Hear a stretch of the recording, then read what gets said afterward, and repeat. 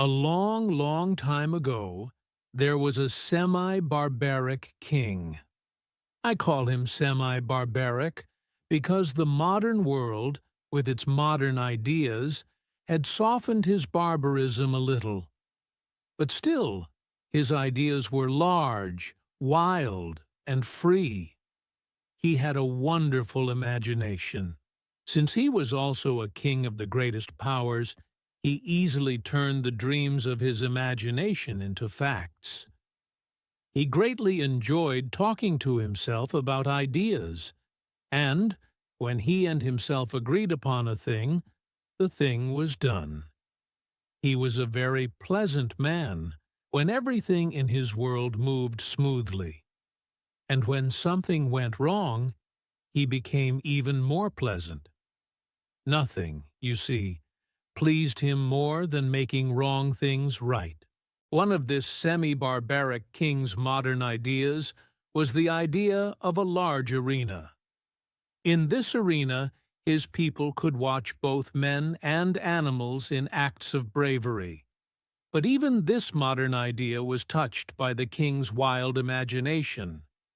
In his arena, the people saw more than soldiers fighting soldiers or men fighting animals. They enjoyed more than the sight of blood. In the king's arena, the people saw the laws of the country at work. They saw good men lifted up and bad men pushed down. Most important, they were able to watch the workings of the first law of chance. Here is what happened when a man was accused of a crime. If the king was interested in the crime, then the people were told to come to the arena. They came together and sat there, thousands of them. The king sat high up in his king's chair. When he gave a sign, a door below him opened. The accused man stepped out into the arena. Across from him, on the other side of the arena, were two other doors. They were close together, and they looked the same. The accused man would walk straight to these doors and open one of them. He could choose either one of the doors. He was forced by nothing and led by no one. Only chance helped him, or didn't help him. Behind one of the doors was a tiger. It was the wildest, biggest, hungriest tiger that could be found. Of course, it quickly jumped on the man. The man quickly, or not so quickly, died.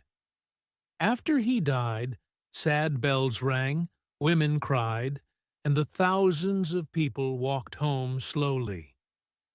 But if the accused man opened the other door, a lady would step out. She was the finest and most beautiful lady that could be found. At that moment, there in the arena, she would be married to the man. It didn't matter if the man was already married. It didn't matter if he was in love with another woman. The king did not let little things like that get in the way of his imagination. Now, the two were married there in front of the king. There was music and dancing. Then happy bells rang, women cried, and the thousands of people walked home singing. This was the way the law worked in the king's semi-barbaric country. Its fairness is clear. The criminal could not know which door the lady was behind. He opened either door as he wanted. At the moment he opened the door, he did not know if he was going to be eaten or married. The people of the country thought the law was a good one. They went to the arena with great interest. They never knew if they would see a bloody killing or a lovely marriage. This uncertainty gave the day its fine and unusual taste, and they liked the fairness of the law. Wasn't it true that the accused man held his life in his own hands? This semi-barbaric king had a daughter. The princess was as beautiful as any flower in the king's imagination. She had a mind as wild and free as the king's. She had a heart like a volcano. The king loved her deeply, watched her closely, and was very jealous of her. But he could not always watch her. And in his castle lived a young man. This young man was a worker. He was a good worker, but he was of low birth. He was brave and handsome, and the princess loved him and was jealous of him. Because of the girl's semi-barbarism, her love was hot and strong. Of course, the young man quickly returned it. The lovers were happy together for many months. But one day the king discovered their love. Of course, he did not lose a minute. He threw the young man into prison and named a day for his appearance in the arena. There had never been a day as important as that one. The country was searched for the strongest, biggest, most dangerous tiger. With equal care, the country was searched for the finest and most beautiful young woman. There was no question, of course, that the young man had loved the princess. He knew it. She knew it. The king knew it. And everybody else knew it, too. But the king didn't let this stand in the way of his excellent law. Also, the king knew that the young man would now disappear from his daughter's life. He would disappear with the other beautiful lady, or he would disappear into the hungry tiger. The only question was, which? And so the day arrived. Thousands and thousands of people came to the arena. The king was in his place, across from those two doors that seemed alike, but were truly very different. All was ready. The sign was given. The door below the king opened, and the lover of the princess walked into the arena. Tall, handsome, fair, he seemed like a prince. The people had not known that such a fine young man had lived among them. Was it any wonder that the princess had loved him? The young man came forward into the arena and then turned toward the king's chair. But his eyes were not on the king. They were on the princess, who sat to her father's right. Perhaps it was wrong for the young lady to be there. But remember that she was still semi-barbaric. Her wild heart would not let her be away from her lover on this day. More important, she now knew the secret of the doors. Over the past few days, she had used all of her power in the castle and much of her gold. She had discovered which door hid the tiger and which door hid the lady. She knew more than this. She knew the lady. It was one of the fairest and loveliest ladies in the castle. In fact, this lady was more than fair and lovely. She was thoughtful, kind, loving, full of laughter, and quick of mind. The princess hated her. She had seen, or imagined she had seen, the lady looking at the young man. She thought these looks had been noticed, and even returned. Once or twice she had seen them talking together. Perhaps they had talked for only a moment. Perhaps they had talked of nothing important. But how could the princess be sure of that? The other girl was lovely and kind, yes. But she had lifted her eyes to the lover of the princess. And so, in her semi-barbaric heart, the princess was jealous and hated her. Now, in the arena, her lover turned and looked at her.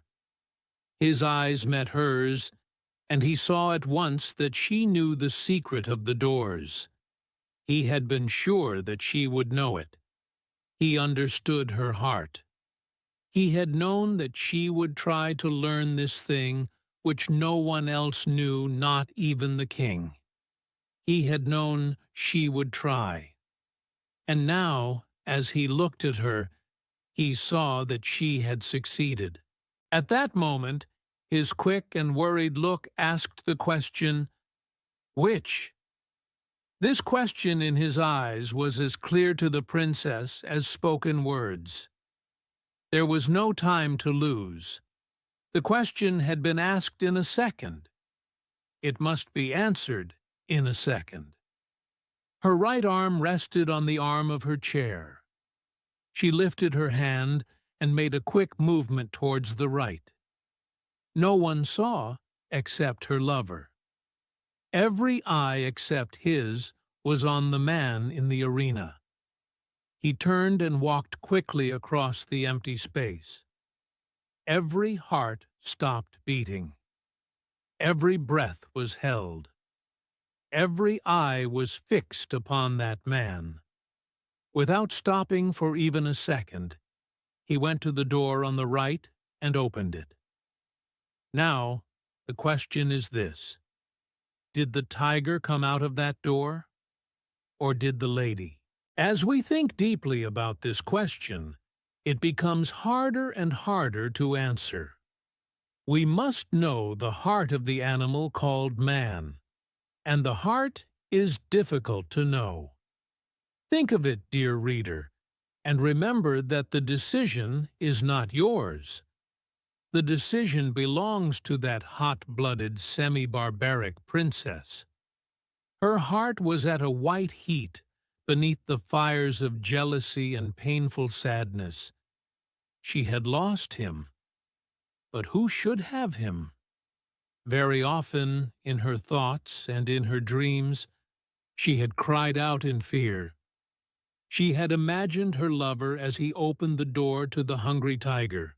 And even more often she had seen him at the other door. She had bitten her tongue and pulled her hair. She had hated his happiness when he opened the door to the lady. Her heart burned with pain and hatred when she imagined the scene. He goes quickly to meet the woman. He leads her into the arena. His eyes shine with new life. The happy bells ring wildly. The two of them are married before her eyes. Children run around them and throw flowers. There is music, and the thousands of people dance in the streets. And the princess's cry of sadness is lost in the sounds of happiness. Wouldn't it be better for him to die at once? Couldn't he wait for her in the beautiful land of the semi-barbaric future? But the tiger, those cries of pain, that blood.